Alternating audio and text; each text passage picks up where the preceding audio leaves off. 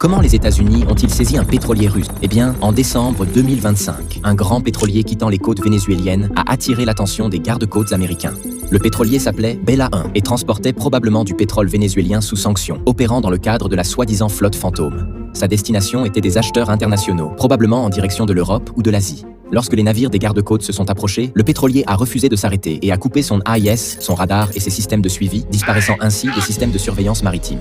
Quelques jours plus tard, le navire a été repéré à des milliers de kilomètres de là, au cœur de l'océan Atlantique. Selon les affirmations américaines, durant cette période, l'équipage a repeint la coque du navire, changé son nom de Bella 1 à Marinera, modifié son immatriculation et hissé le drapeau russe afin de se placer directement sous la protection de Moscou.